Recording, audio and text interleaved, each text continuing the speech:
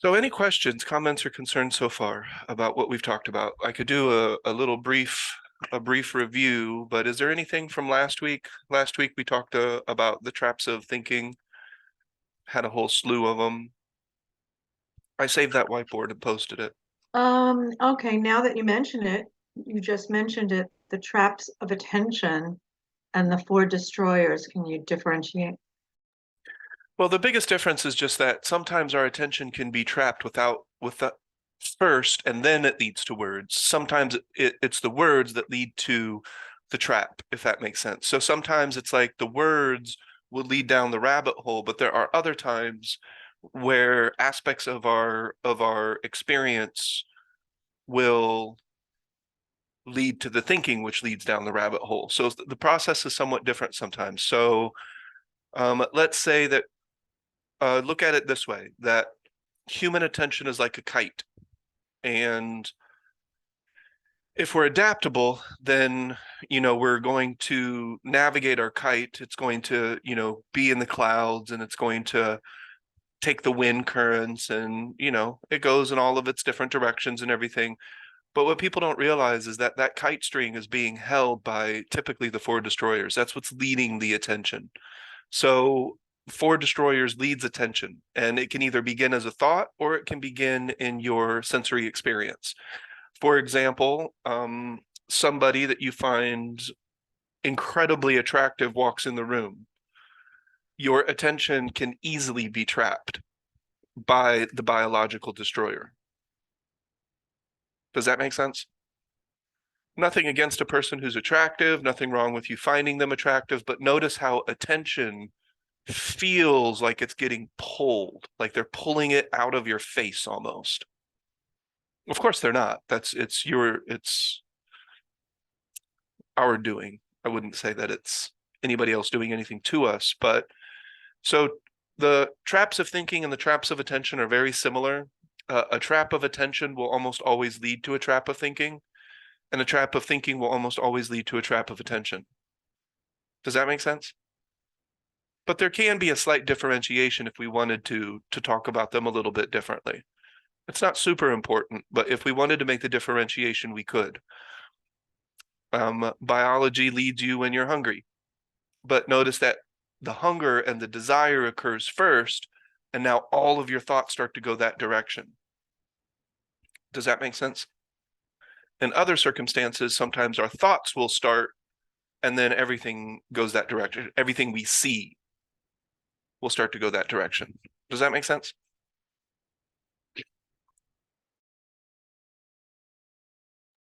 Did that answer the question? Yeah. So basically, it's what is pulling the kite string?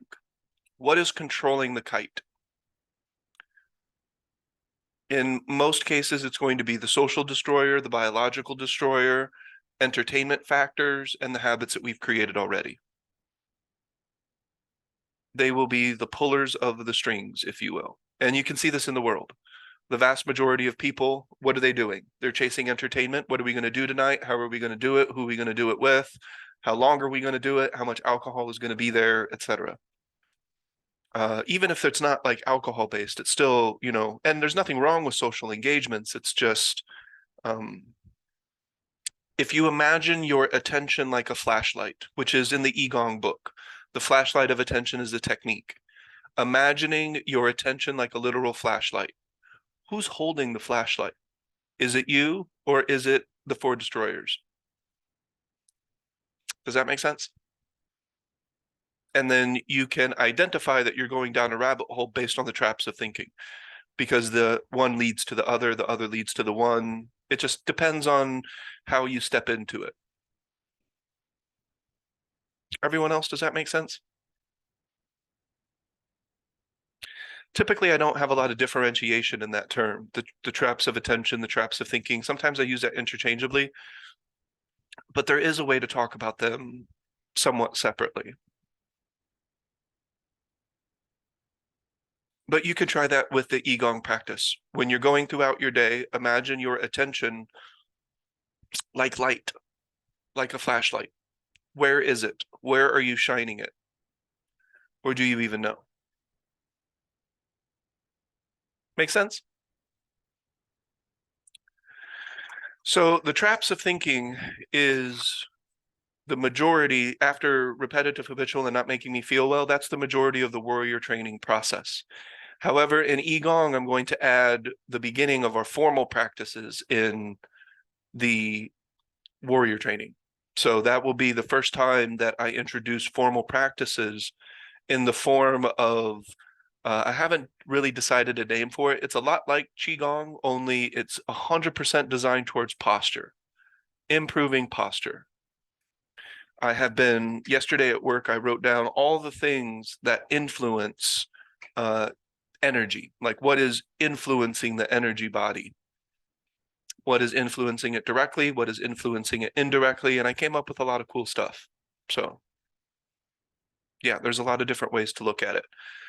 One thing that we can look at is if you're imagining your attention is like a flashlight, and so attention is this circle, and I'm drawing lines to represent awareness.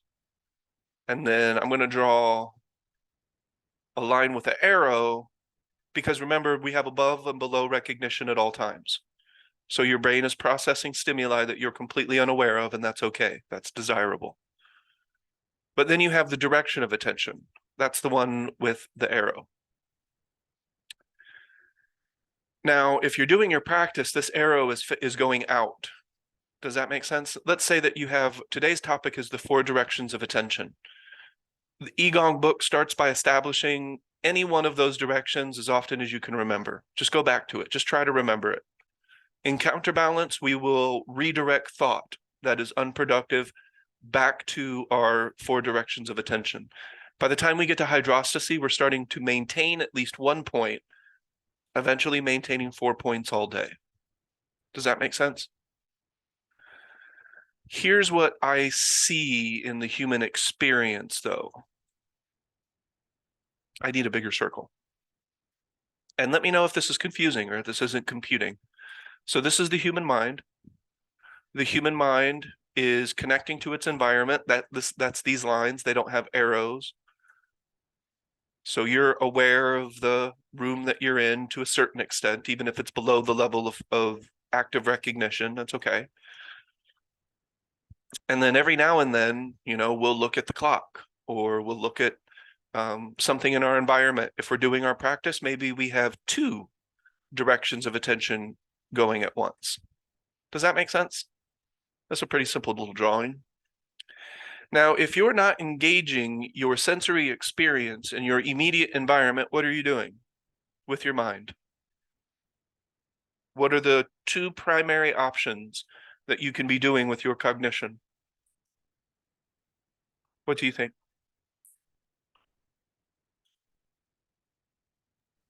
If I'm not pointing it outward, is that what you're saying? Yep. I'm pointing it inward. Well, let's say pointing inward is the same because you're pointing. Oh, then I'm operating below the threshold of recognition. Okay. And so Lauren said habit. Habit will occur when we are operating below the threshold of active recognition. It'll occur more. It'll occur without our awareness. But where do those lie? There you go. That's one of them, Lauren. Habitual thinking. Because if you think about it, or if you if you think about it, that's ironic. But if you look at this, our attention, which is directional, in order to go out of the present moment, has to go into this thought bubble. And that's what this one is. This is a thought bubble. Yeah. There's another bubble that we can create that takes us away from the present moment. And that is usually a form of imagery or imagination. Remember I said last week, imagine your 3rd grade, or I want you to consider, I use that word carefully. I said, consider your 4th grade teacher or 3rd grade teacher without thinking about them and without imagining them. And you can't. You cannot remove yourself from the present moment without these 2 primary mechanisms. So when you're thinking about the past, that's a form of memory. But if you're imagining it, then it's a form of imagination. But even memory is still a form of imagination because it's not a part of your present moment. It's just synaptic connections, pathways. If you're imagining a future, if you're putting your mind in any type of future whatsoever, it is a form of imagination. So we are either in the moment imagining or we're thinking. Those are the two primary modes of the human condition. People are looking at their cell phones, they're thinking. They're thinking about what they're looking at. It's also the entertainment destroyer is holding on to their kite string or has the flashlight, if that makes sense. So those are the two primary things that you can do with your cognition that removes you from the present moment, is to use your imagination. And it's imagination that is not superimposed. That's a different style of imagination. That's what we employ a lot in the practices, imagination that is over the present moment. So our attention is either going out into the world or into our body, which is still out into the world, right? It's still in the present moment. It's still in the environment. So if your mind is not actively or even under the threshold of recognition in the environment, it's in one of those two spots, if not both. Does that make sense? Pretty simple, right? Pretty basic little concept. Any questions about that? Does that make sense, Lauren?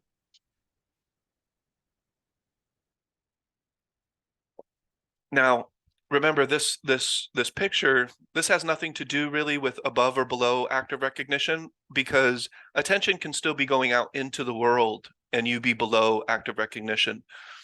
You can think and be above active recognition. You can imagine an enlightened society and still be above the threshold of active recognition. So this is just a dynamic. This isn't good or bad, plus or minus.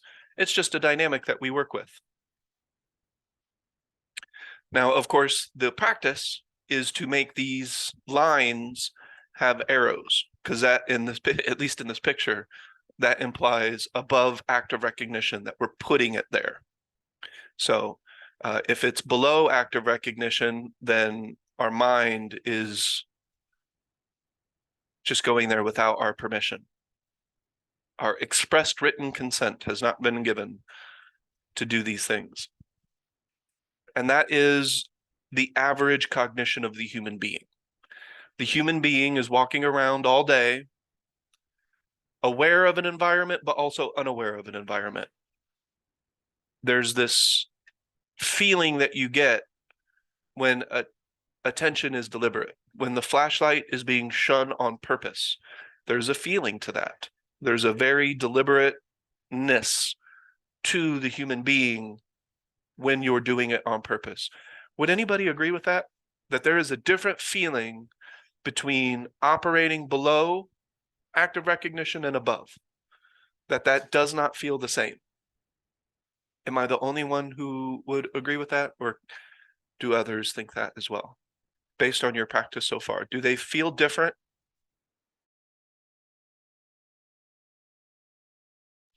So that's why in the beginning of the practice, the points of attention need to be intended in advance to make sure that we're not hustling ourselves, so we can get really familiar with that feeling of intentional attention. Does that make sense? Once we get used to it, then later down the road, all of mine are still predetermined. I'm still using all of my predetermined points of attention. Mine lend to the end of this practice, which is the second attention, always being simultaneously aware of the abstract quality of the moment. That's the highest thing for me in this practice. I say highest, but that's the real goal. That's the thing that I want to maintain for the rest of my life. I want to always be aware of the abstract, notice this word, quality of the present moment. It's not good, it's not bad, it's not plus, it's not minus, it doesn't always feel amazing necessarily, but it's a quality. And quality is a quality.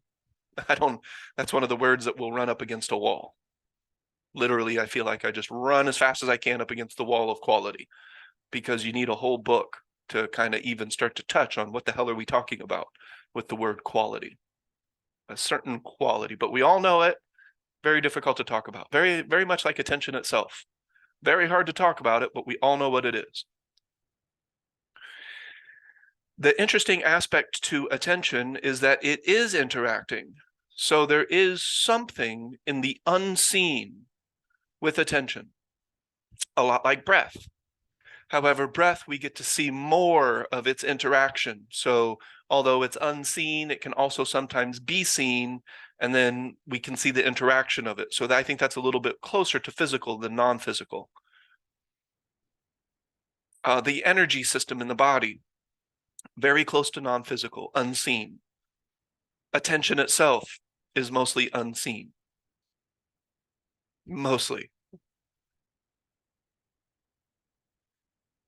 So when we begin our practice, we start with the 4 directions of attention in Qigong. So it is the beginning of the practice. It's also topic number 9, and it's everything in hydrostacy. It's the first thing. Whenever I talk to Donna or anyone else about hydrostacy, step 1, establish your 4 directions within your 4 modes, period. If we're not doing that, hydrostacy is completely inaccessible. This idea of deliberate modulation and sensing energy is likely hustling yourself because the mind hasn't relaxed. It could also be exercising force and trying to control, which isn't a part of this practice. So why the 4 directions, do you think? Why did I establish, why not 10 directions? Why not 108? Why just 4? What do you think? Why did I arrive at 4 directions of attention? When I ask questions, it gives me time to drink coffee comfortably, by the way.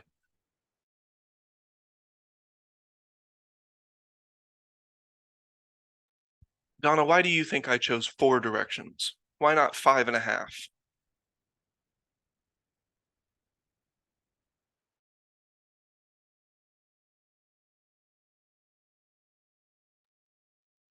I think because in some ways they directly or indirectly relate to the 4 destroyers. So they address them in some way. Suppose. I don't think I've ever looked at it that way. Yeah, well, I just happen to have them written right on the same piece of paper so I can see the relationship. What is the relationship then that you see? Well, there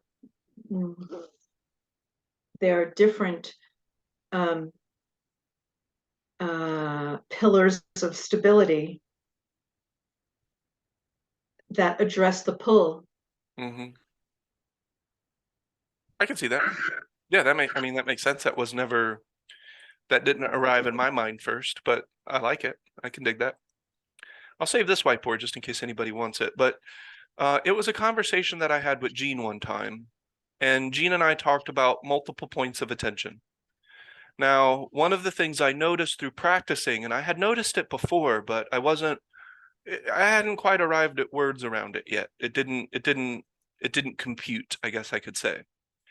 But the way that it felt to me was that I'll draw a circle in the center for the human mind, and then arrows will be attention. But it felt sometimes like my attention was like this.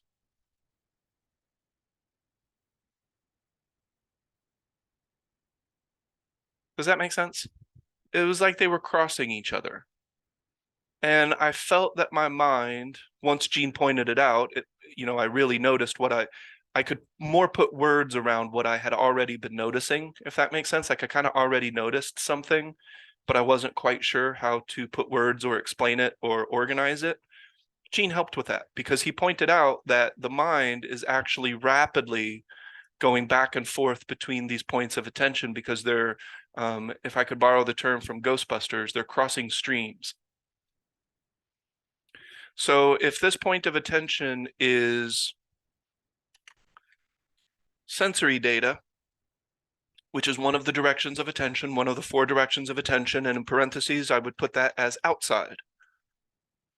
I know people there's no such thing as outside and no such thing as inside. And I'm like, well, That is a great Facebook meme. However, in our practical environment, there is. So you can go say whatever you want to say, think what you want to think, believe what you want to believe, but yet here we are. You're there, I'm here, and that's an indisputable fact. Yeah, we're all connected, man, which is also true. But for the sake of conversation and the macro, we have to talk about it in the macro. Very rarely, well, it does, but the more macro you get, the less micro interact with one another. And then at the same time, they're always interacting. It's a conundrum. Not really, but so one thing I realized is that I wasn't actually holding multiple points of exterior sensory data. I was alternating rapidly between them, which guess what? Still counts. I'm still doing my practice. So if I'm rapidly going from shadows to reflections to shapes and sizes to the origin of things, like the origin of shadow, the origin of light, if I'm rapidly going back and forth between things in my toolbox, my note card, I'm still doing the practice, right? So that's fine. Which is a slippery slope when you're in the same direction. No, when you have so many points of attention that you're going back and forth to, it's a slippery slope to from doing that deliberately and being pulled by by first they become random and then they become dependent on the outside and then you're responding to outside stimuli or even responding to internal stimuli like pain or discomfort or whatever. It's a slippery slope toward unintentional, reactive instead of intentional. Yeah, I could see that. there's too many points of attention. I often say that one of my challenges is dyslexia, or it's called dyslexia. It's a spatial relations thing. So if I ask you for directions and you say, okay, go to the corner and you make a left, and then you go 3 blocks and you make a right, I have to, if you're going to tell me one more direction, I have to write those 2 down. Because once you tell me the third, the first is gone. So you say 4, but for me, 3 is, I need the tripod thing. 4 is more challenging. Yeah. So the idea, though, and we'll go back to this.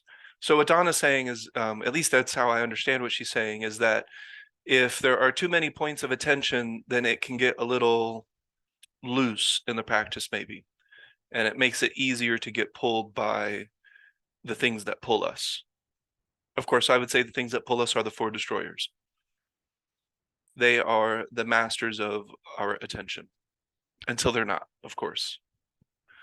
So the directions of attention have been derived because they can be maintained simultaneously.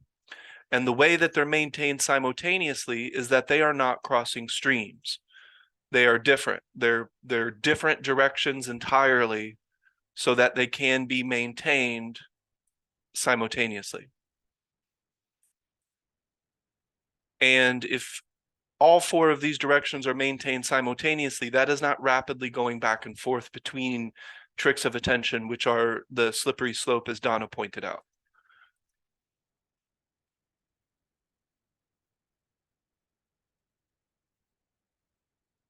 That's the one that we talked about first, is the outside, what we would view as our outside world, using our sensory data, our available sensory data. So everything that we see, everything that we hear, smell, taste, touch, that is all a part of our sensory data. Typically, people will begin there. They could also begin in the body. It's usually one or the other. They flirt with the breath, but very rarely does a person maintain attention on their breath. So I don't start there, but I'm happy to introduce it right from the very beginning. That can be one of our directions of attention. You can even have multiple points in the same direction, but just keep in mind that when it comes to maintaining, we're probably only going to be able to maintain one at a time. Does that make sense so far? one point of attention per direction. Now you can alternate, if you were looking at shadows and then all of a sudden it starts raining and now there are no shadows, you could switch to reflections. Fine. Is it deliberate? Is it intentional? Answers are yes, you're doing your practice. I have nothing to say. Hydrostacy, however, will require no less than one point of attention at all times. One active, valid point of attention throughout the day, from the time that you wake up, from the time that you go to bed, with almost no exception, because it gains so much momentum. I can't even imagine for the life of me going through a day and not being aware of at least one direction of attention all day long. So I know that sometimes this practice seems daunting in the beginning. I can assure you, it's just like anything else. The more you practice, the easier it gets, the more comfortable you get with it, the more you desire it. And it does get easier. That's just the bottom line. It gets easier, and I'm putting that in air quotes because we're still navigating the four destroyers, and that is by no means easy. I'm not going to even use that word. That's just bullshit. I know everybody wants everything to be easy, but it's not. Challenges are neither good nor bad. They're not always easy, but challenges are always opportunities. And that's the way that we can look at it. Okay. So that's one direction of attention. And then I'm sure you can guess the opposite direction of attention, which would be inside. And this is introspection.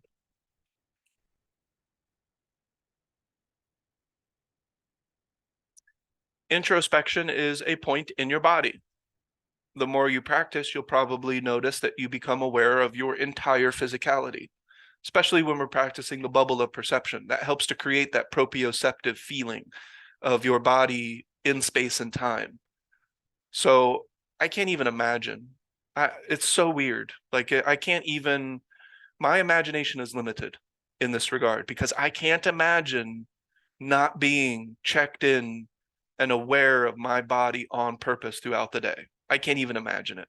What would that be like? Like how disassociated with my experience must I be to never go in? Like that doesn't even make any sense to me anymore.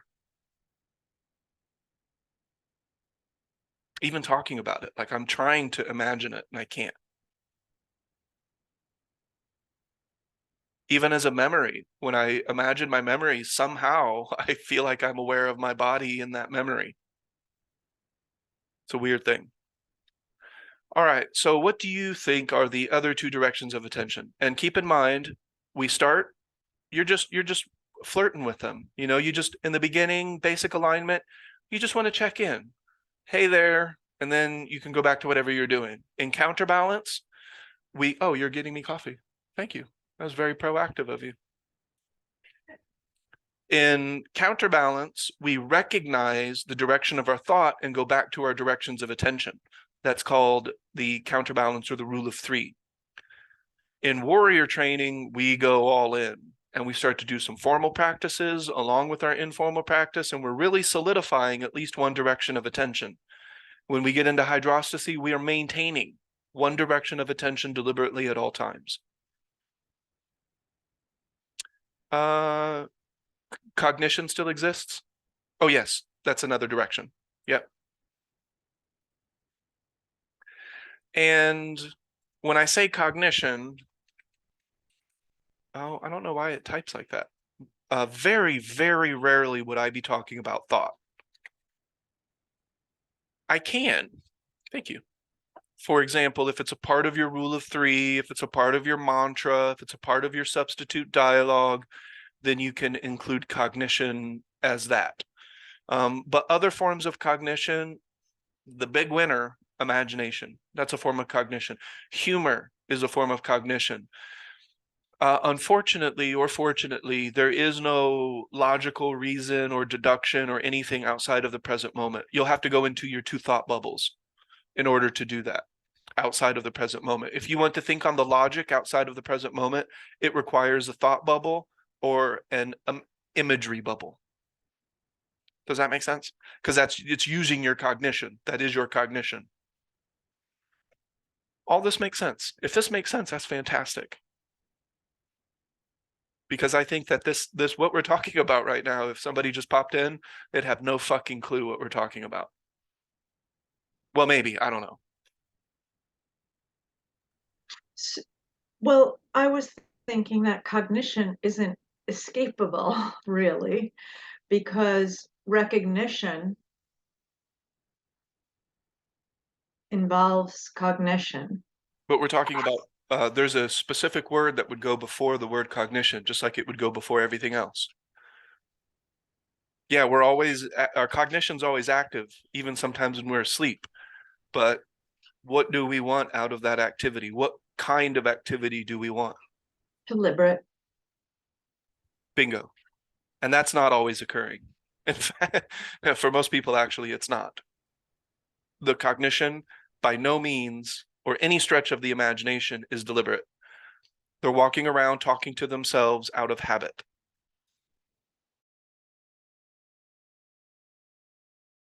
Notice I said that cognition could be your mantra because a mantra is deliberate. It could be your quote card because your quote is deliberate. It can be a part of your redirection technique because your redirection technique is deliberate. So yes, if we're not knocked out in a dreamless sleep, our cognition is active, both above and below at all times of cognitive well, at least always below, maybe not always above. That's one of the elements of balance that we're hoping to achieve through hydrostacy, is to at all times maintain 1 foot in active recognition and then 1 foot in inactive recognition. The 1 foot in inactive is almost impossible to take your foot out of. You can't do it because your brain is always operating that way. It's designed to operate that way. We're not trying to go against the basic human design here. So does that make sense so far? Cognition is a point of attention. In the Qigong practice, we start with cognition. In the very beginning, we mostly start with mantras. We do mantras, we do quote cards, substitute dialogue, stuff like that. That's our primary form of deliberate cognition. But as we go along, imagination is the number one. I have identified imagination as one of the ways to directly interact with the, in air quotes, unseen. Does that make sense?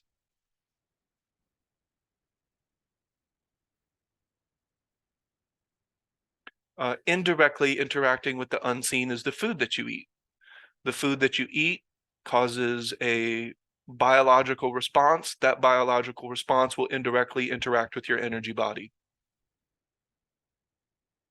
Not as direct, because it needs to digest, it needs to, do its thing. The body needs to have its response to the food that we've eaten, and then it's that affects the energy body. And I'll just say one thing. The more that I study traditional Chinese medicine and other traditions of like medicine and healing, I stop at the word energy. I am not here to divide that up. Does that make sense? So although I'm aware of the 6 different types of qi, I don't really talk about them. It's all in the unseen category for me. Does that make sense? Yeah. So the energy body, the unseen, it's all lumped into one category, and I kind of just leave it in that category. I'm not trying to divide it up and sell it, basically, or confuse the shit out of people to make it seem like I got this. So any questions about cognition?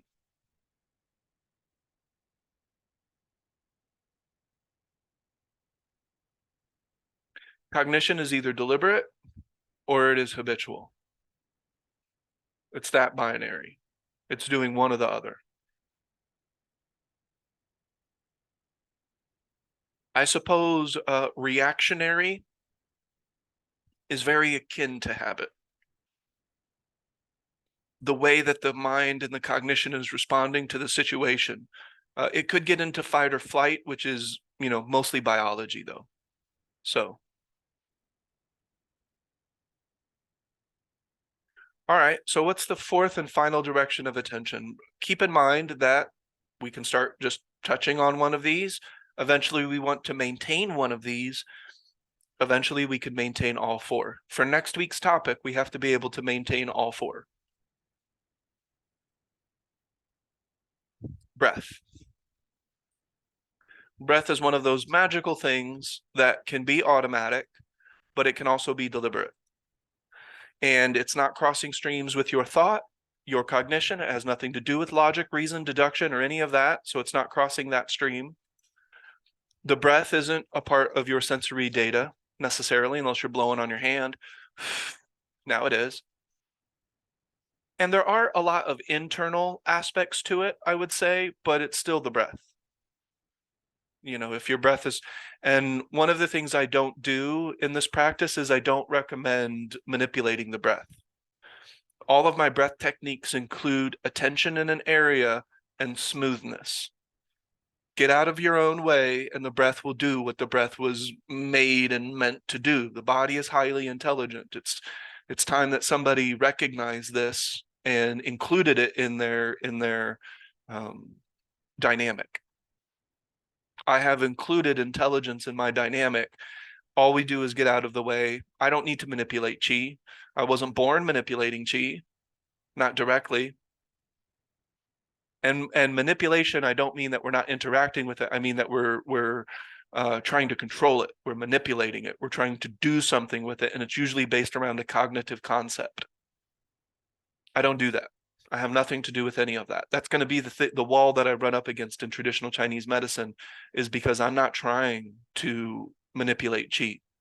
A needle, when it goes into your body, it basically, it's like a circuit almost. It's helping to complete a circuit. It's helping the energy to flow. And the needle is doing a form of it's not really manipulation. It's more a bridge,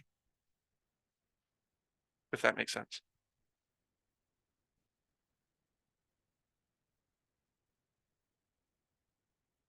Any question about these 4 directions of attention? If you practice just for fun, try establishing all 4. So one of the easiest ways to do that, yes, Donna. Can you explain why you've chosen breath as a not an internal or an external, not a sensory, why it doesn't fit in the other categories? Why is it separate from the other? Because it can be maintained simultaneously. I can use my cognition to imagine my breath. So that's cognition with my breath. I can still have attention on defocused vision while breathing, while imagining, and then I can feel my whole body in space and time while breathing, while imagining, with defocused vision. So the trick is, the reason I use breath is because it is operating on a different stream. It does feel internal. It also feels external in a way. You know, there's ways to interact with breath both It internally also and feels externally. sensory to me. It does. That's great. You know, so this isn't a hard separation. It's all designed because you can do them simultaneously. That's the key. That's the trick. Maybe there's a 5th one. I just haven't discovered it yet. But these are the 4 things that I do throughout my day simultaneously. And Qigong is going to help guide you. It will give you points of attention that lend well to working together, to 4 directions of attention at a time. And I think it would be counterbalanced that I'll include situational mindfulness, or I'm going away from the word mindfulness, excuse me, situational techniques. For example, if you're talking to somebody, there may be special techniques that you can use when you're talking to somebody that will be different than when you're walking on the beach by yourself. So we'll have some situational recommendations. And the breath is always available. And one of the things that we're doing is we're working with the way that the human body is hardwired. Breath is hardwired to be automatic or deliberate at your will. Same thing with attention itself. It's hardwired to both be above and below active recognition as you need it to be. Does that make sense?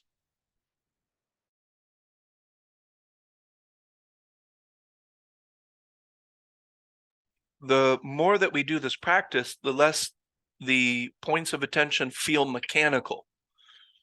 when we're first doing it, it feels like a mechanism. You know, we do this to do this to do this. Eventually, when you're doing the practice, you just shine. You just engage all of these simultaneously. And when I go to work, I'm aware of virtually every single breath I take. I don't want to say every breath because I don't know, maybe I slipped out of it for a second trying to understand a word, or, maybe I was doing something and it slipped for a second. So I'm not in, we don't need to get into totality type statements or what is it, absolutes. So this practice has an evolution, so to speak. It has a transition to it. In basic alignment, I introduce the 4 directions and I introduce techniques in all 4 directions, and I recommend that a person do them. Check into them, right? We're just checking and going, checking and going. That's the idea. But then a person will notice that their thoughts are getting in the way of their practice. Hopefully they notice that. And they're like, I really do my practice, except for that damn thinking mind. It really takes me away from everything else. And I'm like, aha, now we can do some redirection technique, and that's counterbalance. We need to redirect the thoughts back to the practice. In warrior training, we redirect to the nth degree. And because we're gaining some momentum and we're starting to remember more than forget, we're going to do some formal practices around posture. One reason that posture is so important is because we're talking about the flow of the energy body. The flow of the energy body works better when you as an individual are in your natural posture. We have different bodies, so it's going to be a little bit different for everybody. But in general, there's a straightness using gravity that the human body can achieve. And if you look around you, the world is opposed almost to that posture. Sitting in the imperial posture is not cool. Let me tell you, if you're in a group of a bunch of people and you sit up straight, you look like a sore thumb. And again, I'm not saying that's good or bad or I care. I'm just saying you will, because the world doesn't value it as much. They talk about it, they tell you how important it is, and then they make a bunch of excuses of why they can't do it. Looking at the phone, looking down, adds pounds and pounds to the weight of the pressure that you're putting on your neck from your head. So every inch that your head does this, looking at you, Eckhart, the head gets heavier on the neck. So postural alignment is where we'll start with formal practices. I've officially decided that. And then we'll move into Qigong, which is moving with that posture and the breath and everything else. Does that make sense? Overall, this will be a system of wellness because we'll align our breath, we'll align our habits and the things that we're doing. It will change the way that we eat. It will change the way that we are active. So overall, we'll become much, much healthier individuals, and we will start to restore balance to the human body by restoring balance to the human experience. And if enough people do that, we could restore balance to the human species. And maybe we could make it through this extinction level event that we've been in since every single one of us have been alive. No human being today has ever existed outside of our current extinction level event. It just happens so slowly we don't see it because we only live at most 110, 15 years. So it's just it's moving too slow for us to notice it, but it's happening. It's like a ship that's sinking and slowly taking on water, but because it's so slow, we're like, fuck it, I don't care. Like, I'm just gonna go do my thing and have fun on my cruise, even though the ship is inevitably going to sink. So if the human species is to survive what is to come, we have to be more adaptable. And of course, this is ultimately a system of adaptation because that's the 6th pillar, the act of alignment. Alignment to what? The world around you so that you can move with it rather than against it, i.e. even further getting out of your own way. So the 4 directions of attention start out incremental. You're just doing it sometimes. You can do one direction. You can do any direction that you fancy. And then eventually when we get to warrior training, I would expect somebody who's going to study warrior training to be maintaining a point of attention all day long, whatever it is. At that point, you're probably doing your own thing, but very likely you're going to be able to pull techniques straight from the Qigong practice as well, because I cover quite a lot. Any questions about the 4 directions of attention? So to give some examples, when I wake up, I go into my vision process, which takes me away from the present moment, believe it or not, because I'm imagining that enlightened society. What does that look like? Donna, did you have a comment or statement? Okay. And then I immediately go into my 4 directions. I check into my breath. My form of cognition is imagination, superimposed over the moment, superimposed over the breath. When in the Qigong practice, basic alignment, I recommend imagining your attention like a flashlight. That's the cognition, direction of attention. You're using your cognition to imagine the direction of your attention in the moment. You have to be present to do that. You have to be very mindful to do that. And you have to deliberately intend the point of attention to do that. So that's all very valid. And, I do alternate between points, and I talk my practice out. That's a part of the Qigong practice, is to talk out what you're doing. I'm using things like acupuncture points and internal points, and where is my CV17? That's really important for my posture, because of my body and my L6. And I want my energy to flow smoothly, so my posture is very important. So I'm immediately paying attention to my body. I'm immediately paying attention to the world around me using, I'm typically steeped in defocused vision. Like, I love defocused vision because it creates proprioception, and everything I do lends to the second attention. And that's why the practice will point that direction as well. Shadows, reflections, changes of color, directions of light, that kind of thing. And that's the 4 directions of attention. At a certain point in hydrostacy, a person can start to maintain all 4 directions simultaneously throughout the day. Again, maybe not all day. Maybe you lose one direction. Somebody almost hit you with a car, so your breath, you lost that. Maybe somebody's yelling at you or they're upset, so you lose a little bit of imagination. Okay, that makes sense, Donna. Got to get one of the rising desks. Any questions so far about, actually, that's it. That's all I really have for it's that simple, the 4 directions of attention. But any questions about any of those directions? I'll put it back on the whiteboard. Usually cognition is the one that kind of tricks people up, but maybe I explained it well enough. But these are the 4 directions of attention. And I don't want to, well, I don't know if it scares anyone, but I'll actually add 4 more directions. So there are 8 simultaneous directions of attention. The other 4 are in what I call the abstract. And the way that I use the word abstract means that it is visible or perceivable to you, but maybe nobody else. And that's okay.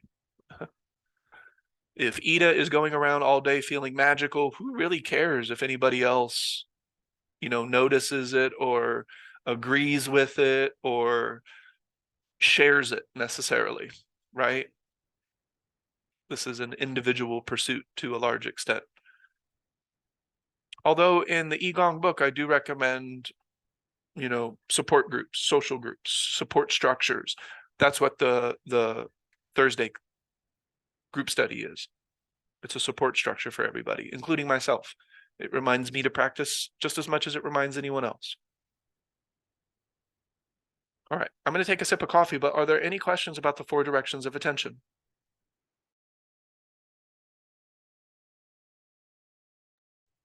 When I say toolbox, I recommend a toolbox in all 4 directions, not just one. What are the ways that you can use your imagination? What are different imaging points of attention? Exterior points of attention are easy. That's the one that we tend to focus on the most. What about different points in your body? What about your heartbeat? Can you still the mind to the point where you can sense your own heartbeat?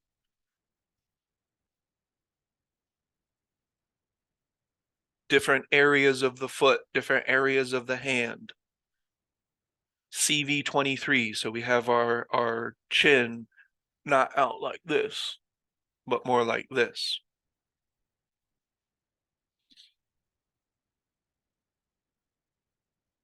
Any questions about any of this? I think that was pretty comprehensive, but that went by pretty quick compared to what we normally do.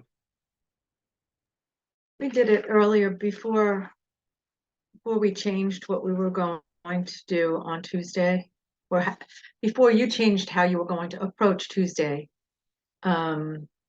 This was one of the first things that we discussed formally on Tuesday. And then you kind of changed up. You decided to talk about topics instead of going through basic alignment, instead of going through it in the order that we originally did. But when we first started, you did 4 directions of attention, so that might attribute to the lack of questions. Yeah, and that's where I would start with Igong. So Igong will start. We have 4 directions of attention. We can develop a toolbox around all 4. So if I'm looking at your practice today, what do I see? Do I see objects of power? Do I see note cards? Do I see quote cards? What are your reminders for today? What do you have set up to remind you? Those are all elements of the Igong practice. If you're doing Igong, that's not a recommendation. That's something that we need to do if we're going to do this practice. The one that's coming to me is how you're managing your attention without losing the present moment awareness. So all of those are in the present moment. I'm not sure what you mean. So I'm managing these points of attention that are in the present moment. And so that is my present moment awareness. If I have an exterior direction of attention, where does that exist? It exists now. It exists in the present moment. Jerry, you missed, I drew a circle, and that circle represented the mind, and it had lines going out that represent either above or below active recognition of attention. But then I drew 2 circles on the inside, and that's where the mind is imploding and it's way out of balance. But its thought is one of those forms of implosion. Does that make sense? Or maybe I could draw the picture for you again. Actually, I want to make sure I answer the question. So there's 2 primary ways that are going to remove you from the present moment. Yes. I guess what I was going to say is, let's just say you're running 4. You're standing up there, at the front desk, and it's kind of quiet. There's nobody else around. Mm-hmm. And then a guest walked in. Yes. And now you're interacting with a person Mm-hmm. in the present moment. Yes. Where's everything going? Where's everything going? And still staying right there with them, right there. That's a good question. And so that is a question that I will address a little bit more in basic alignment, because I would call that situational. So one of the situations that we face throughout the day is talking to people. So, for example, Jerry, I never look in the person's eyes. I just don't do it. I look at the whole person. I use defocused vision. I even have a technique, and this sounds weird, but it's using the cognition direction of attention. But when you just spoke, I imagined words like subtitles, because those are your words. And by imagining the words going across the screen of my mind, I'm definitely listening to you, am I not? So when I talk to a person, I really do my best to make sure that my points of attention lend to the desire and the interaction. The desire is to listen to a person, to hear the person, to communicate with the person. And then you become so much more aware of your own cognition. Why are you saying this? Why did you just tell this person something that they didn't ask? Why are you talking about yourself again? Have you ever met people that you start talking to them and inevitably 2 seconds later, they're talking about themselves? Do you see what I mean? So by doing the practice, it helps keep all of that in check. Let's be specific. Jerry comes in, maybe not Jerry, because, I've never met you in person, so we'd probably be really excited. Or we could use that. It doesn't matter. Jerry walks in. I'm going to maintain defocused vision. I'm going to maintain peripheral vision. I don't look in people's eyes. Could you bring up again about not looking in people's eyes, but using, yeah, Karen, that's an earnest thing. And I'm not necessarily going to include that in Igong, but there is something that we could talk about later in relation to vision and attention through the eyes. Human beings are sight dominant. We always have been. And a lot of our intention and attention is concentrated in our eyeballs, in a manner of speaking. So the attention and intention can easily be captured with the eyes as well. And it's a really great way to manipulate somebody is to capture their attention using your eyes. Does that make sense? And energetically, maybe there's some things that I can't quite explain, but there's reasons why I just don't look into people's eyes when I talk to them. They don't know that I'm not, because that's not socially acceptable. Socially, you're supposed to look at people in the eye, you're supposed to shake their hand with a certain degree of pressure, and I throw all that shit out the window. It does. You're right, Ida. It just looks like you're looking at them, or I'm looking at your whole face, right? Like I'm. One of the reasons I do this is because I don't like to judge people. I don't like to think thoughts about how they look, how they act. And one way to help prevent that is by looking at the whole person and maintaining the deliberate nature of my attention. But when Jerry comes in, I'm looking at the whole person. That is an exterior point of attention. Let's look at our. No, I don't bring that one up a lot because that's kind of a personal thing. I have reasons for it, and I could tell a person why I do it, but I won't tell you what to do in that regard, because that's very cultural as well. Culturally, people are just conditioned to look in each other's eyes. And I just don't recommend it, especially depending on the person and their energy. I really don't recommend it. If you're in front of somebody who is used to manipulating and they have a lot of personal power, do not look into their eyes. Like I do not recommend it. What a great way to captivate a person and to, in some ways, hypnotize them is with the eyes. And especially if they're like Daniel Craig eyes. Shayna was talking about Daniel Craig the other day. His eyes have a way of capturing your attention, and I'm not okay with that. It's my attention. You don't get to capture it.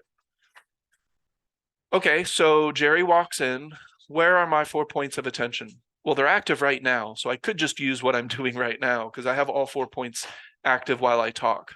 The way that I do that is by putting attention on my throat, CV21 and CV22 on my throat when I talk.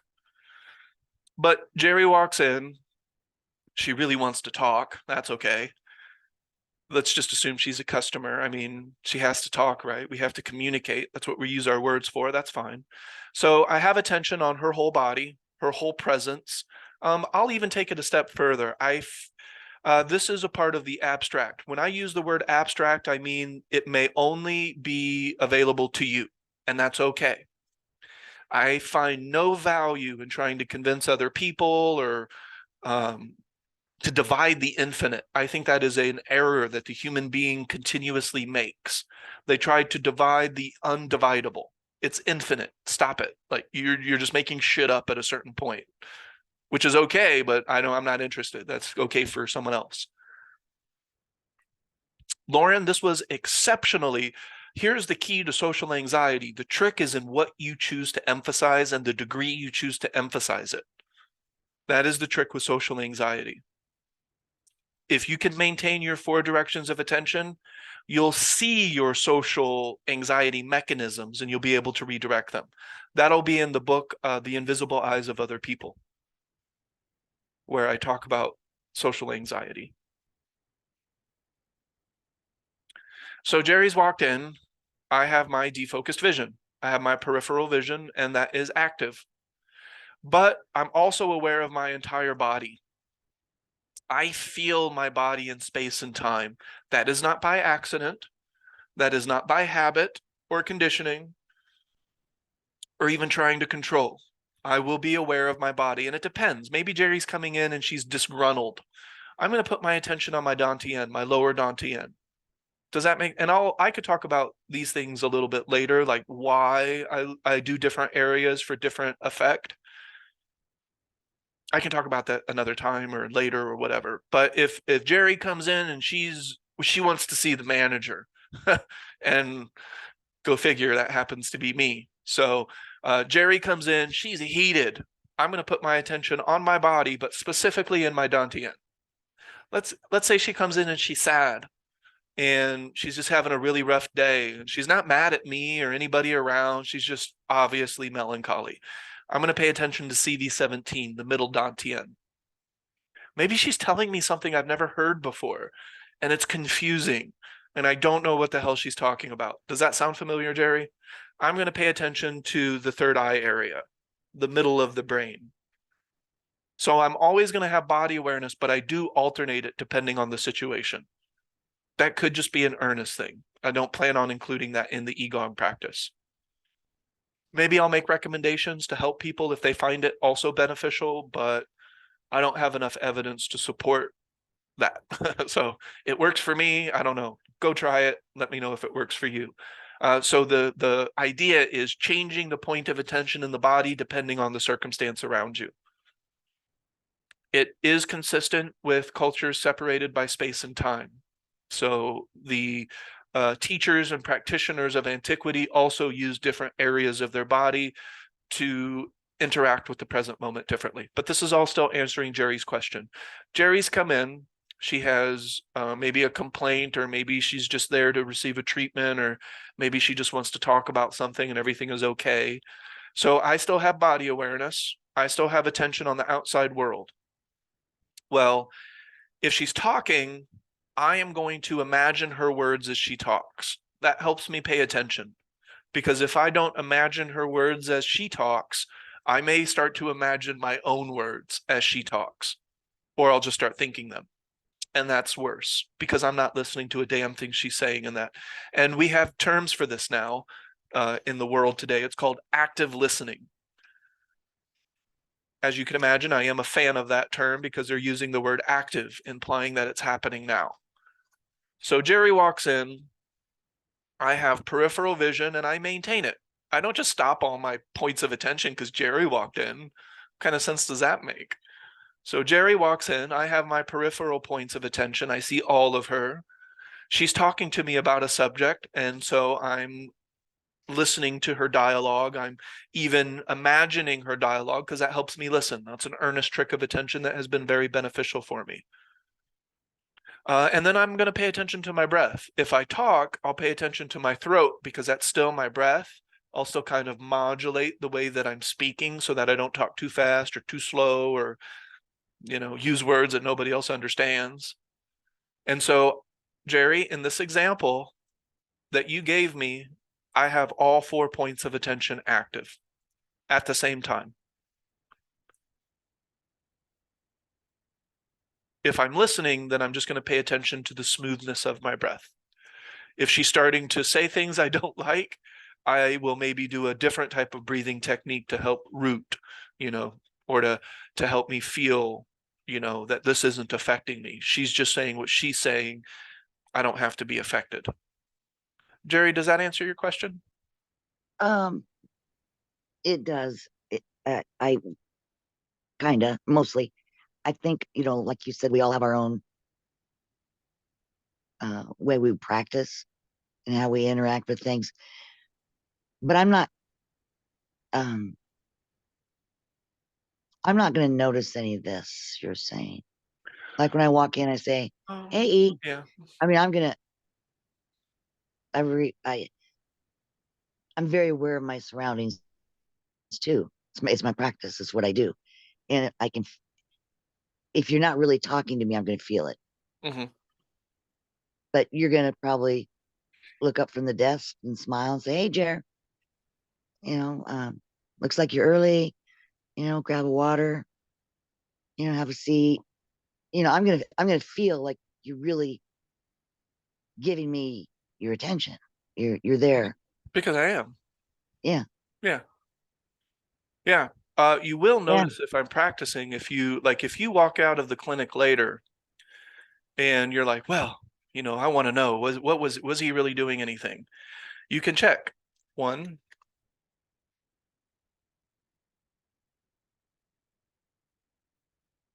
and you can tell, Jerry, right, when someone has a peaceful mind and when they don't. You can kind of tell that, right? To a certain extent. Somebody could always be acting and faking, but to some extent, like you said, we can kind of perceive these things. Did Ernest have a peaceful mind while he was talking to me? Was he calm? I don't know. You tell me. Like, you came into the clinic, and was I peaceful? Was my mind peaceful? Because I can see if a person's mind is peaceful or not. And I use the word see, that's a feeling more than it is a visual perception. Calm attitude. Does he have a calm attitude? Does he have a peaceful mind?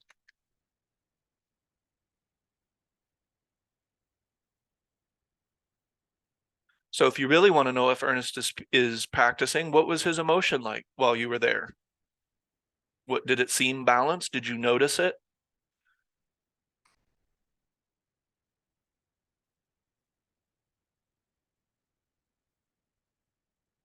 Now, truth be told, the longer you follow me around, the more you're going to see whether these 4 things are there or not. Because it's easy for people to fake, isn't it? Like, if we're just going to be around each other for 15 minutes, surely I can fake that shit for 15 minutes, right? I could pretend to be peaceful. Oh yes, Jerry, please tell me what's on your mind. I could pretend to listen. I could do all of that. It's just a huge act. I could act it out. But if you did follow me around throughout the day, you would be able to call me out. You'd be like, Ernest, you're clearly not in a peaceful state. And I'm not going to get mad at you. I'm not going to be like, oh my God, you discovered it. I'm going to go back to my practice. Because if these 4 things aren't in place, then I know that my practice is not pristine. Does that make sense? So there are perceptible ways for Jerry to evaluate whether I'm practicing or not. She might have to be in the clinic a little longer than 5 or 10 minutes. But yes, that's the reason, Jerry, that we have such great customer service at Shenshen, is because it's genuine. I am happy to see people. They're coming in for wellness. They're coming in to improve themselves. I'm going to show up for that.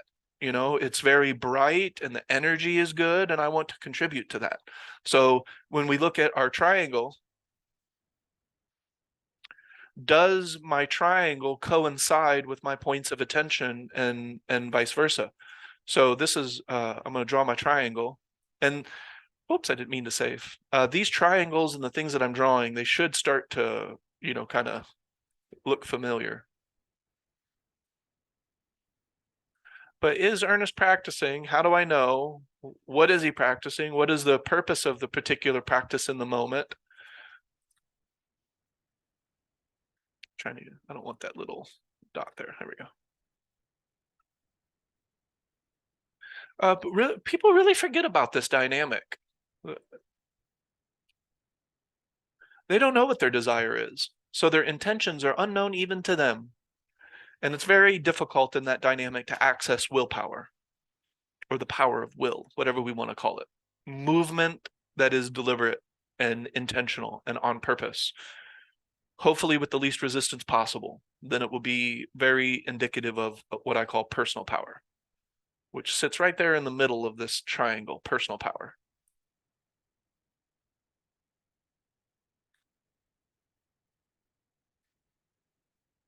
Personal power is like a force, very difficult to talk about in any scientific way. But I think you can still measure it and see it in the human experience, whether it's there or not. So Jerry comes in. What is my desire, Jerry? Well, I want her to enjoy her experience. I want to show up. I don't want to be fake and phony and just pretend that I'm interested when I'm clearly not. So I give her my attention. If I'm busy, I'll say, hold on, Jerry, I'm doing something real quick. If you don't mind, I'm just going to finish this up and then I'll switch directions to you. I've done that before. Not in those words exactly, but yeah, I'll be like, just 1 second. Let me finish this up real quick. And then you have my undivided attention, which isn't true because my attention's always divided in 4 directions, but it's lending towards paying attention. So there you go. But my desire is you just laid out my real question. Oh, you good. just said it right there. Of course you have my undivided attention, but of course it is divided, but it's all leading Towards paying attention. to focusing my attention on you. And Yes. that's my question. That's my question right there. Well, I focus on you, but not entirely like on you, if that makes sense, because that could be a slippery slope. It's a really good way But to that moment, And- that moment, yeah, because that is the present moment, right. right there, interacting with me. That's it. Yes. There isn't anything more important. Well, I mean, you know, active listening, yeah. you know, yeah. Oh, I get okay. All right, I'm listening. Yep. So active listening, active breath awareness. Listening would be the outside. I'm aware of my body as I'm talking to Jerry. So my attention is divided, but it's all lending towards paying attention and being more authentic in our interaction. Does that make sense? And then you can play with the aperture of attention as well. We don't talk about the aperture of attention very much, but that will come up in one of the Igong books. Very likely counterbalance. But the aperture of attention is just like you would imagine the word aperture in a camera. You can be very focused. So if Jerry is talking about something that I'm completely unfamiliar with, I maybe need to dial it back from my other points to go even more on her words, which would be listening, the exterior point of attention. But I will not lose my 4 points of attention. And if I do, I just lose one. I'm not going to lose all of them. Otherwise, I'm below the threshold of active recognition. And before you know it, I just bought timeshare from Jerry. And these, I'm not trying to direct you. I'm asking. These are humming. They're humming just behind you, through you, around you. This is just, it's there, but it's not. I guess when I'm talking to somebody, I'm talking to somebody. And I've always found it, I don't know, I'll have to practice it more. I'll have to really be aware of myself while I'm talking with somebody. Because when I'm talking with somebody, that's what I'm doing. Yeah. And I know I've said that before, but I'll try to be more aware. Yeah. I am very careful about how I interact with other human beings. Eventually in warrior training, or actually, no, I put it into hydrostacy. We'll talk about deliberate folly. And so there are certain guidelines that I use to interact with another human being. But the last thing I would do is allow my attention to go below the threshold of active recognition when interacting with another human being. I'd be damned. There's no way. I'm not going to do that, because human beings are constantly and very subtly sometimes trying to manipulate and control to get their way. They have a desire that they're completely unaware of, and all of their intention is following that desire, whether they're aware of it or not. And so attempts to manipulate can get very, very subtle. And I feel them and I don't appreciate them. Don't declare war on them, because it's the human being and they're just doing what they are habitually used to doing. So I'm not mad at what people do and the way that they do it, but I'm not going to participate. So if we're having a conversation, I'll be just having a conversation, but you are not getting my below the level of recognition attention. It's not like I'm just going to slip into that because I'm talking to somebody. I don't do that when I watch a movie. I don't do that if I play a video game. I don't do that if I hang out with people. I don't do that when I'm getting. I'm not Yeah. sure I understand what you're saying. Well, let's say that we just start talking and I lose all my points of attention. Where is my mind and did I put it there? It's not deliberate. Even though I'm listening to you and I'm talking to you, my attention is no longer deliberate. I'm a leaf at the mercy of your wind now. So you could take me for a ride if I'm not deliberate and present and mindful and my attention points are not pristine. Now, situational attention means that I change my techniques relative to the situation. For example, to give you active listening. Does that make sense?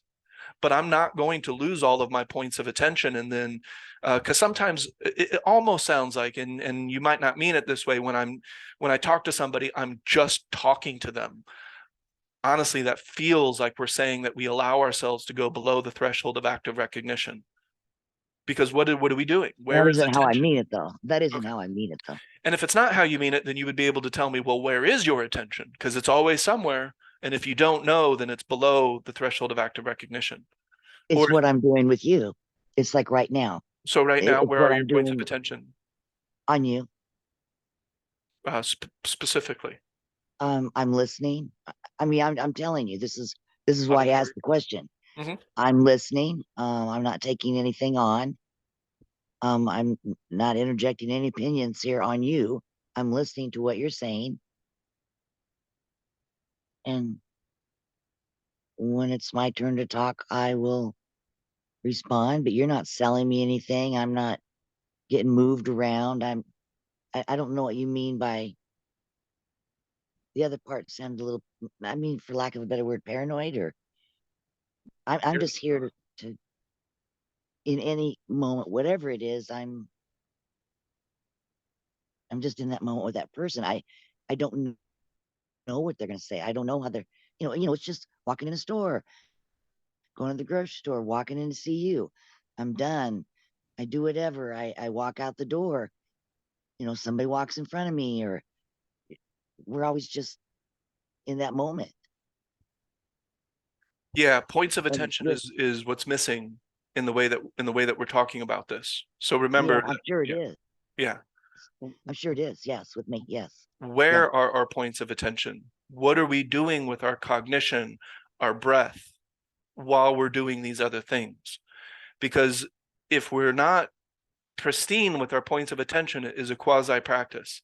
It is kind of practicing, maybe not practicing. I don't really know, but it's not Igong for sure, for sure. Because Igong will have if I dropped out of the sky and you're in the grocery store and I said, Jerry, where is your mind now? I'm kind of in the store and I'm here and no, that wouldn't, if you're doing the No, that's Igong not. practice, that won't Yeah. work. That's not Igong. You're doing something different, Yeah. which is fine. Yeah. No, I understand what you're saying, and that's why I Yeah. asked. Yeah. So if I Yeah. dropped out of the sky and I said, Jerry, where is your mind at the grocery store? And you said, well, I'm paying attention to my postural alignment while I walk through the aisles. I am using peripheral vision while I scan for the item that I want. I'm breathing in a very deliberate way because everybody else is rushed. So I'm doing a very deliberate breath, very deliberate pace. I would say, excellent day. That is your practice. You gave me points of attention. You were able to describe where your mind is specifically. And the answer wouldn't be just shopping, because that's not an answer. And then when you walk up to me and ask me that, Mhm. then I'm talking to you. That You're is what talking, I'm doing. That is what I'm doing when I'm in the store, being aware of myself and my points. Mhm. And then you walk up and you say, hey, that's item you have in your cart. I've always wanted to try that. You start talking. Now I'm talking to you. And I don't, I think I would immediately lose. I mean, I would be, yeah. Yeah, I would still be aware, but I don't think I'm doing it in the way that you're doing it. it Maybe doesn't have not to as be, intense and deliberate. it does need to be, for the Yeah. Igong practice, it needs to be as intense, as deliberate. And I Yeah. will make a lot of recommendations. You can do something else as well. That's more bridge as opposed to Igong. But how are you listening? What are you doing with your breath? What are you doing with your body? I can pay attention to my body and listen to every word you just said. In fact, by doing that, I make sure that my cognition doesn't go off on tangents. Yeah. Yeah. And I can make sure that I'm not, and it's not paranoia. It is the human condition. People are operating below the threshold of active recognition. They're unaware of their desires, and their intention is still being led by that desire. And the more you pay attention to the world around you, the more that you can feel that people are subtly attempting to manipulate you. Even if it's not Yeah. trying to get something from you necessarily, they just want to be viewed a certain way. They want to be heard a certain way. They're trying to project their self-image onto you. You can feel all that shit Oh, absolutely. And I at a think certain that's point. where personal power comes in. I'm not getting moved around. I'm you do your thing and I'm listening and I'm good. I'm good. Yeah. And personal Yeah. power is a direct product of intention and will. When you maintain your points of attention, that is intentional and that is will. And you build personal power just by doing your practice. So if I'm in the grocery store and I said, well, I need a lot of personal power to deal with Jerry, to interact with Jerry or whoever, then I need to make sure that my intention and will is active in that moment. Otherwise, we're not talking about personal power. We're talking about an abstract ideological concept of personal power. So if you're in a situation where you need personal power, you need points of attention, because that's intention and will that builds personal power or allows it to flow more smoothly. Build is not the correct word. It's just a way to talk. So in any situation, especially with other people, it is very important to maintain your 4 directions, or at least one direction of attention at all times. Even if it's dialoguing a person, maybe you're really focusing on your ears because you really want to listen to somebody, right? That's one of your directions, is auditory. But why would you lose your breath because you're talking to somebody? Remember, you can do both at the same time. Why would I lose my breath awareness? That doesn't make any sense. Why would I lose awareness of my own body in space and time just because I'm listening to somebody? That doesn't make any sense either. That's why it is the 4 directions, because you can maintain the directions simultaneously. I can listen to somebody, pay attention to my body, pay attention to my breath, and I can be aware of my cognition type. And in this case, it would be processing their words without judgment, without manipulation, without trying to control, just listening. And then responding. Yeah.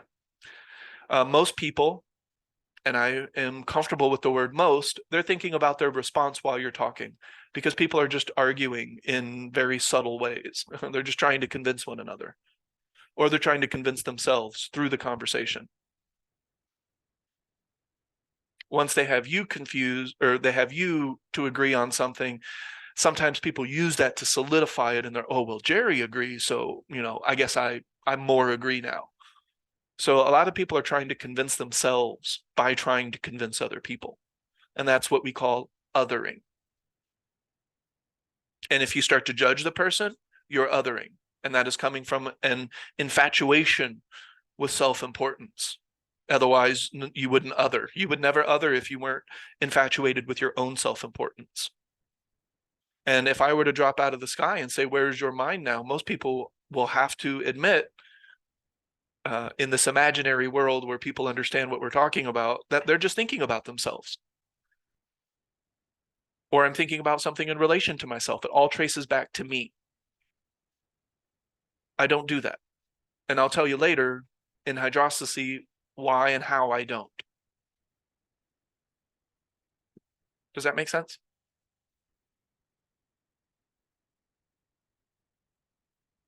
Yeah, you kind of gave me a situation where if I'm at the clinic, I can't necessarily steer away from it, right? Somebody comes in, they're angry, they're upset.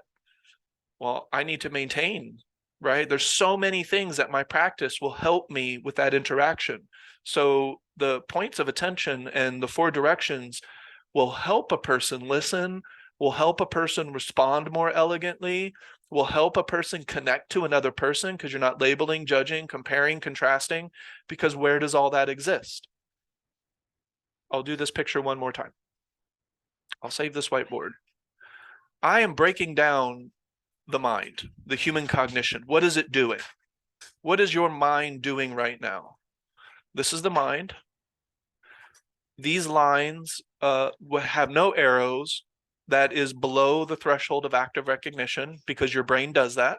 Your brain is always aware of your environment to a degree that you are not, because it's not a part of your attention. So this is the mind, this big circle. These are points of attention that are not necessarily deliberate. And these are the 2 places where people put their minds the most. Most people are just thinking about their problems, trying to think themselves out of problems.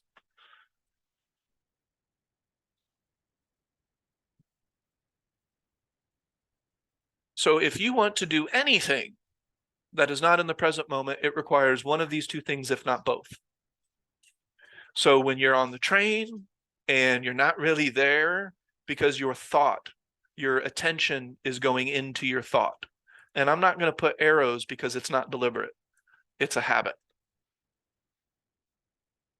Remember I said, Jerry, are you familiar? Do you remember your teachers from I'm school? sorry. Oh, yeah, a few names you mean? Yeah. Yeah. Well, no, I don't mean just their names, but you did kind of reveal my point in a I manner. don't know why you went to teachers. You completely lost me. I was looking at the circles, but no, Yeah. go ahead. Okay. Go ahead. I want you to think about your fifth grade teacher without thinking of their name, no words, and no imagination. I would like you to consider them. Consider your third grade teacher without using names, words, and without using I've already lost. imagery. I've already lost. You can't. Yeah, I was doing all kinds of stuff with her. It's impossible. And that's because your mind, if it is away from the present moment, that's where it is. It's in those two little bubbles. And it's imploding in those little bubbles. Social media is inside one of those bubbles. You're either thinking about it or it's a form of imagination that's taking you away from the present moment. But where is your phone? It's in the moment. Where is the internet? It's in the moment. All of it is still existing presently. So if you want your mind to take you beyond the present moment, and I'm putting that in air quotes, it is either in a thought or it's in your imagination, because it doesn't exist. It exists in your imagination. Does that make sense? Say that again. Beyond the present moment. If you So want to if you're take, attempting to put your mind, and you can only put your mind, your brain always exists presently, right? Your body always exists presently. You've never existed outside of the present moment, correct? okay, yeah, To put our mind outside of the present moment, you can do that in one of two ways, if not both: thought and imagination. So if you were going to consider your third grade yeah, teacher, you would either have to think of their name or you would have to imagine what they look like. You would have to imagine them, right? yeah. This is a Yeah. perfect example. Yeah. Yeah. So So that's what we're the doing with our circle minds. again. What's that? You're the circle again. You want Okay, to show it? so yeah, so the circle is the human mind, The and big circle. yeah, the big circle is the human mind. These lines are below the threshold of active recognition, but that's how you're able to walk through a room. You're able to drive down the street, because our mind is interacting with our environment, but it's not a part of our attention. Does that make sense? Attention is your mind's ability to isolate aspects. So if we wanted to isolate an aspect, we could, and then that would be our attention. It would be in the direction of our attention. I didn't draw any deliberate lines because this is the common mind. So there's no lines with arrows because none of it is deliberate. It's all based on habit. Habit, conditioning, and the destroyers are the biggest influences of the common mind. And that's not a derogatory term. It's a statistical term to represent people who are not practicing this. And look at how many people are not practicing compared to how many are. So it is quite common to allow the mind to be conditioned and to just be a kite that there is no string. It's just flying back and forth. Or somebody else has taken the string, such And you as can feel biology. it when you're talking to people too. Feel what? Just that thought and imagination. They're not there. You can tell it when you're talking to them. I think you could tell it if if your attention is pristine, right? So the more points of attention you have, then you could, but imagine that your mind is equally below the threshold of active recognition. And let's say you and Michael are having a conversation, but both of you are not practicing one iota. I don't think you'll really notice. You might think you just had an amazing fucking conversation and Michael didn't hear a single thing you said, or vice versa. Well, that's what I'm saying. I would know if he was listening or not. I would You feel would it. probably be able to feel it. Yeah, because of Mm. only if your practice is pristine, because there's no match point. Your deliberate okay. nature isn't being met with deliberate nature, and you can feel that. Yeah, that's what I'm saying is I would feel that. Yeah, you can tell when you're talking to somebody who's not there. You just can't. You And that's can. okay. Yeah. Yeah, And it's that's okay. okay. Yeah. The recognition of it and the judgment of it are two completely different things. And I do my level best to not judge people for the common mind. There's no reason for me to judge it. It's just, it is the way it is until it isn't. Nothing I can do about that. But I do know that if people start practicing the Qigong practice or deliberate attention at a younger age, they're not going to accumulate as many habits. And so their journey could be a little bit easier because they're not accumulating all of the I don't like the word resistance, they're getting in their own way. They've been getting in their own way for a long time, and that gains momentum. But in this society that I envision, they never really started to get in their own way. So they have less shit to unravel. You know, the sheets have less wrinkles to fall out, if that makes sense. Does that make sense? Everybody listening to this probably has a few wrinkles in their sheet, and that's because we lived our lives uh, for a long time well below the threshold of active recognition. We were leaves at the mercy of the wind, acting out the same shit that everybody else is acting out, being ruled by our biology. When you're horny, you think horny thoughts. When you're hungry, you think hungry thoughts. You know, they've been doing a lot of studies on aging, and they look at consistencies and anomalies. How many things that people are doing in the world today have no correlation to longer life? Weightlifting, for example. Running is a good one. None of these necessarily correlate to living longer. So why do people do it? What are you running for? Why are we doing those, 700 squats a day to get the buns of steel? What's the purpose?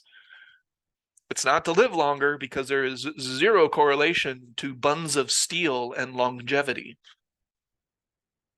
So what's the purpose? Why are they doing it? Because their attention is being led by their master, and their master are the four destroyers.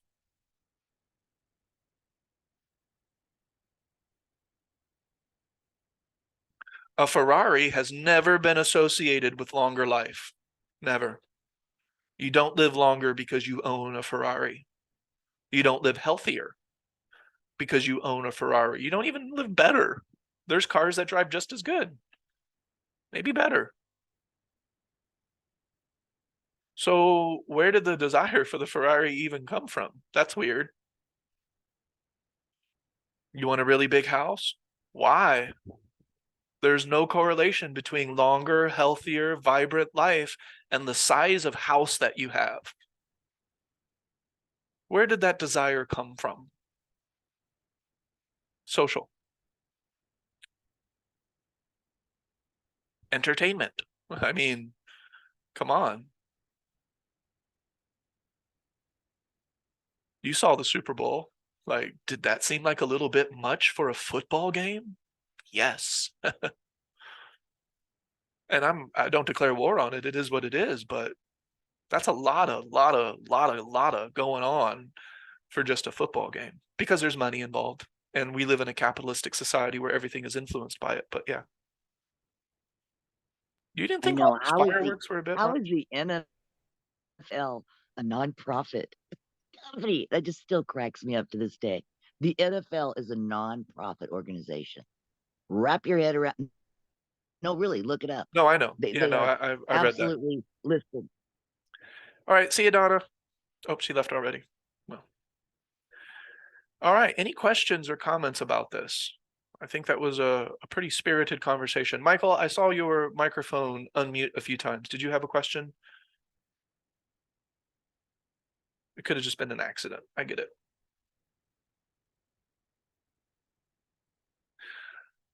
So watch your mind. Where is your mind? And did you put it there? Because habitually, the mind is going to go into these two traps. They look like, I don't know how to explain how they look to me. It looks like, the way that I explain it in the Qigong book is that when something goes in the ocean, an object in the ocean, and it goes past a certain depth, it implodes. The mind of the average human being, the common mind, is imploding in on itself. And who knows where it's at? Like, I don't know. Probably thinking about dumb shit, thinking about their problems, the things they need to fix, comparing and contrasting. What do we need to do to get to our desire, whatever that may be? It's such a tasteless dynamic for me.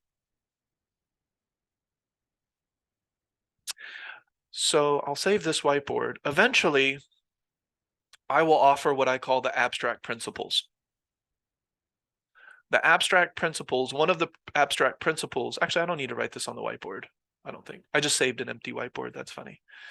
But one of the so abstract is silence behind the sound. I can talk about that with this group.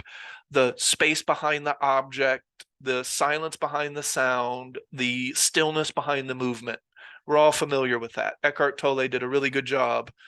Yoga, Shavasana, you're familiar with these terms. Well, where is that when you're going throughout your day? Where is that abstract quality to the present moment? If you're not paying attention to it, it doesn't exist. It's a concept. It's a possibility that is not being actualized. This practice actualizes it. And one of the abstract principles is to maintain abstract goals. A goal that nobody else can see necessarily, because that's how I kind of explain abstract. Somebody else can't necessarily see it or feel it. You do though, right? The silence behind the sound. If Michael's feeling that, I don't fucking know. How do I know? There might be some characteristics of somebody who's doing that, but ultimately I have no idea what he's doing with his mind. So the practice will lead to maintaining this abstract quality in the present moment. I call it the second attention. And that's one of the abstract principles is to maintain goals in the abstract. How many of your goals are in the physical, in the literal? Cars, jobs, houses, money, things, stuff. That's all in the literal. Those goals aren't as important to me.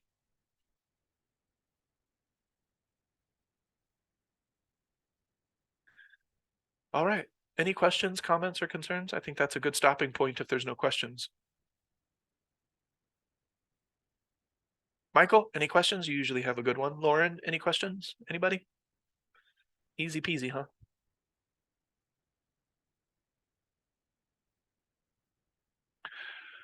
Okay, so if we're going to start our hydrostacy practice, that begins with establishing your 4 directions of attention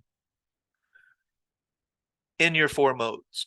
So all throughout the day, if Jerry popped in, I might lose 1 point of attention because I've never met her in person. So maybe I lose imagination or something, but I'm not losing all 4 points. I'll be damned. Like there's almost no way. I'll maintain at least 1, probably 2 or 3. In these directions. I'll maintain 1 of these directions at all times. And then that leads to next week's topic, because that has a result. So when the mind isn't going into those 2 little bubbles, imagination and thinking, what is it doing?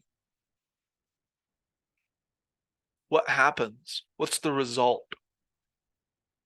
What would it feel like if the mind had space where you're not thinking all the time, judging, trying to control, not trying to manipulate? What does that space start to feel like? And that's the next step of hydrostacy, is to find that space by maintaining your 4 directions of attention, at least 1, hopefully all 4, at least 3, 2, or 1. And that creates space in the overall amount of cognition that has a feeling. Just like deliberate has a feeling, and so does below active recognition. That has a feeling that we can become very familiar with. So too does the space in the mind. That has a feeling that we can become familiar with and can actually become a new point of attention, the space. And when that space is given our attention, it grows. And that will make the other aspects of hydrostacy more accessible.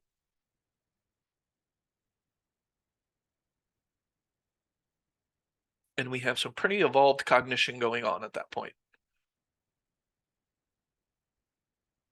Have you listened to kids talk? Did I ever talk like that? Like, the way that they talk is just so steeped in the destroyers. The unconscious words that people use, the language that we use, that people use, that's just no deliberate nature to it whatsoever. the way that we talk, what we're talking about, the way that we think, what we're thinking about, the self-image that we're just constantly projecting. Ugh. What made you say kids right then? Yesterday when I was walking to work, I walked past a group of kids and I I When you say overheard kids, them you mean talking. when you say They were kids, I'm probably sorry. high school age, like early Oh, high school okay. So age. teenagers. Yeah, teenagers. Okay. But even adults, like it's not much better. When you said kids, I was thinking 5, 6, 7. I was going, Oh, wow, I no, can't no, no. imagine you saying that about them. No, yeah, they were of high school age and it was all just a bunch of projection.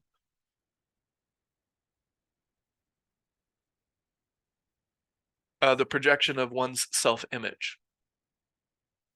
They project it first in their own mind, and then of course that is what they give out to the world. And would it be okay to assume Kobe probably has a pretty strong handle on watching his points of attention and just how he's engaging? I mean, I would think does he have a practice? I mean, through you, probably.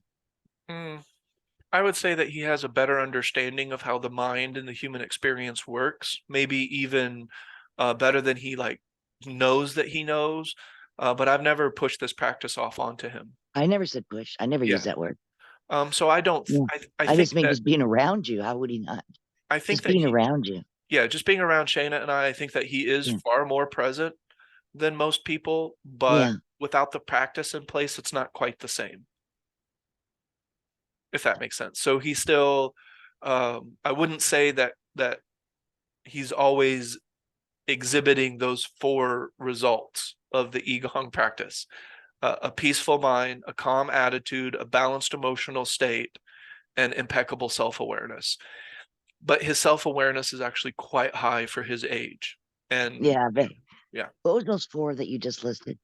What did you call those again? Those are the results. Those are the derivatives of the Igong practice, at least the first 3 layers. The 4. Yeah. Oh, I thought you said the 4. The 4. There's 4 of them. 4 And you attributes. called them, I'm sorry, you called them what again? I don't know. I just called them the 4 results of the Igong practice. Like those are the 4 things I Mm. guarantee to a person if they're practicing. And do you have those written down somewhere? Yeah, I think it I was on. mean, I'll put it in the group chat because it was on one of the whiteboards when you first on came. the whiteboard. Okay, I missed Yep. that one. Thank you. Yep. To review, it is a peaceful mind, a mind that is not at war with itself. No, the 4 directions of attention is what we've been talking about today. You have your own cognition, you have the external environment, your internal environment, and your breath. Those are the 4 directions.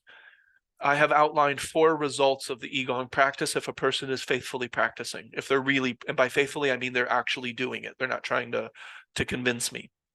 Yeah, I'll write them down on this whiteboard too, since it was a part of the discussion, and then we can head out.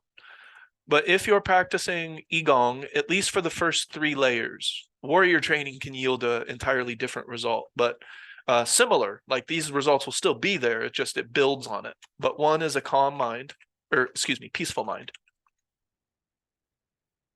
A peaceful mind is a mind that is not at war with itself. You're not bored or otherwise at odds with the present moment. Eventually, we'll get to dream walking and what that feels like. That's another feeling that we can become familiar with in the Igong practice. A peaceful mind, calm attitude, a balanced emotional state,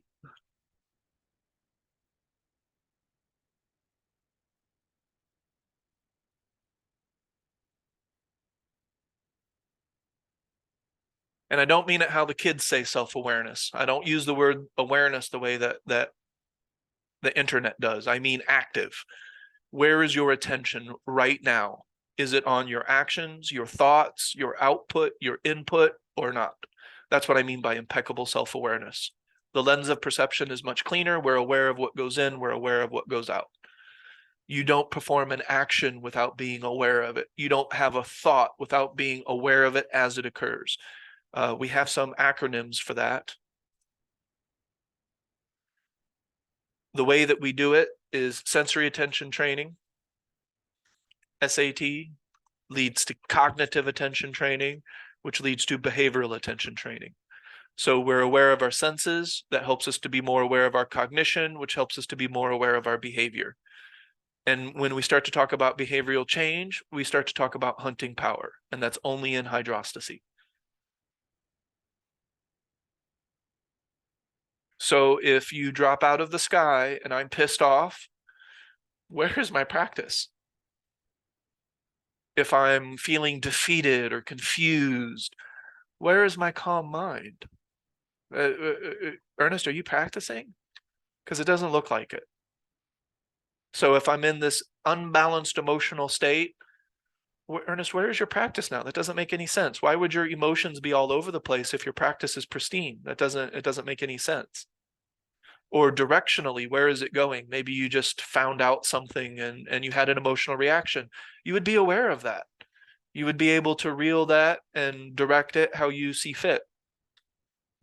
A peaceful mind, that can be felt. Especially when your mind is peaceful, you can feel whether another person's mind is peaceful or not. If they're bored, they're not peaceful. If they're at odds with the present moment, they're not peaceful. They're at war with themselves in one way or another. They're at war and at odds with the present moment. So if I drop out of the sky and you're all pissed off, you don't have a balanced emotional state, you're yelling at me, I don't feel that your attitude is very calm, and your mind isn't peaceful.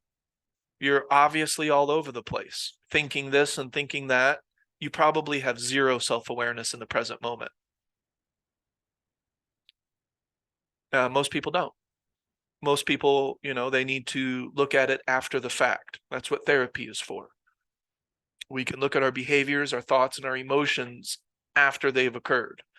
This practice will help you notice it as it's occurring, and then what to do with it, the redirection technique back to the practice. Does that make sense, Lauren? The difference, the directions of attention are different than these 4 results that I've come to guarantee with the practice. If you do this practice, I can guarantee that these 4 results will be in place. You'll feel this. The mind will be calm. It will be peaceful or not at odds with the present moment. Calm looks like balanced. It looks like power. It looks like focus and intent. An emotional state, what is our emotional soup right now? Is it in extremes, or does it feel more balanced where there's more power?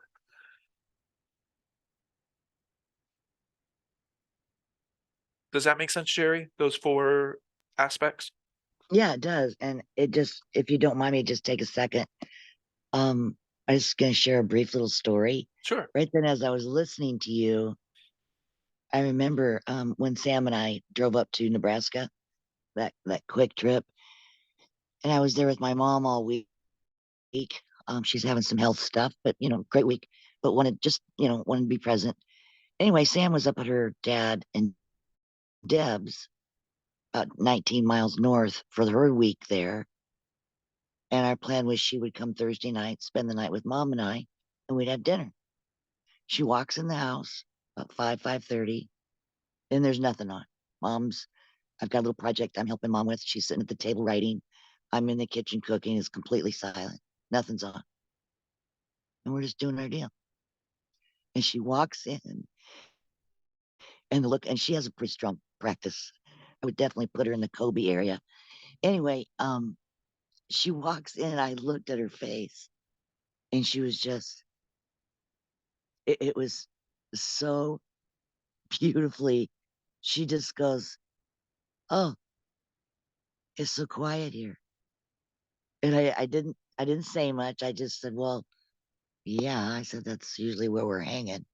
Because you'll walk in her house and she's completely quiet, just working, doing her thing. And then later we talked. I said, "I gotta tell you, that look on your face. What do you mean so quiet? That's kind of where we hang."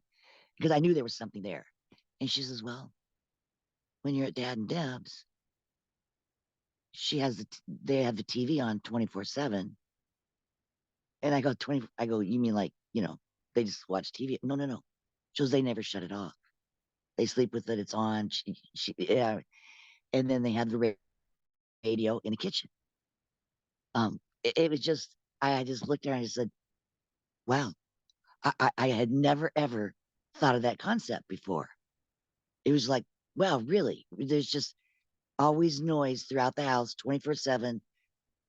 I had just never thought of that before. And I said, yeah. And then you walk in the house, it's completely quiet.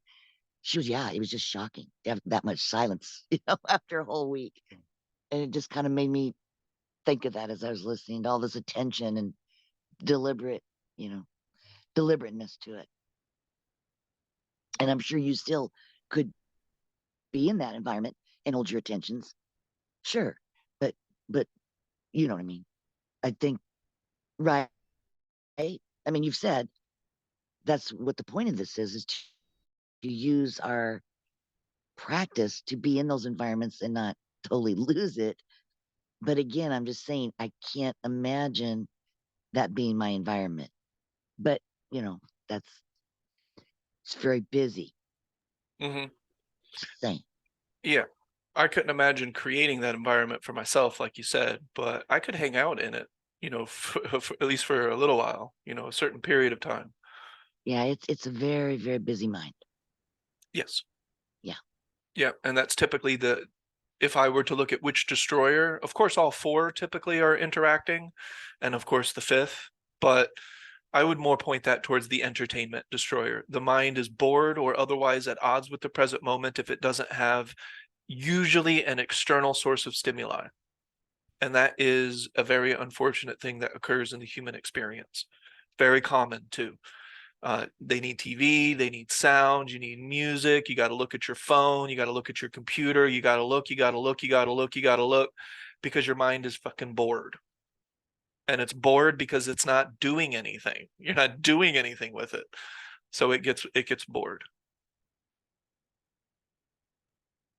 Well, and then there's also a whole different perception when you are in silence and just being with yourself. Socially, yes. Like it's almost unacceptable. No, I mean, just, no, I mean, no, I don't mean socially. I mean, I guess the example, okay, I don't know. The example that I just gave would be an example. Hmm. If they were, and anyway, the lady of the house, she has a back problem. She years in healthcare, you know, lifting people and so on and so forth. So she sleeps in the lounge chair. Mm. And that's also where the TV comes in. It's on 24/7. That's what I said. Hmm. And, and I said, we don't need to get into those details, but I did ask Sam a little bit. I go, I said, you mean like it's just like on just, to go to sleep? And she goes, no, it's just on. They never shut it off. And Yeah. then there's the radio with the news and the morning music in the kitchen. So your whole environment is always, that sounds static to me. But anyway, to shut all that off and be in that chair and be with yourself can be very, very scary for a lot of people. It's just non-existent. That space, it can be, it's too quiet. It's too quiet. I agree. I've seen that Yeah, before, for sure. That is very yeah, common. yeah, yeah. Right, which keeps the busyness going. Right. The four destroyers, because Yes. being in that quiet moment is too much for some people, I think. Which is why socially people just talk all the time. Very rarely, and it's typical, I guess it's valued sometimes now, but when you can be with a person or be around a person and not feel compelled to fill every single space with chatter, and that is a reflection of the person's mind.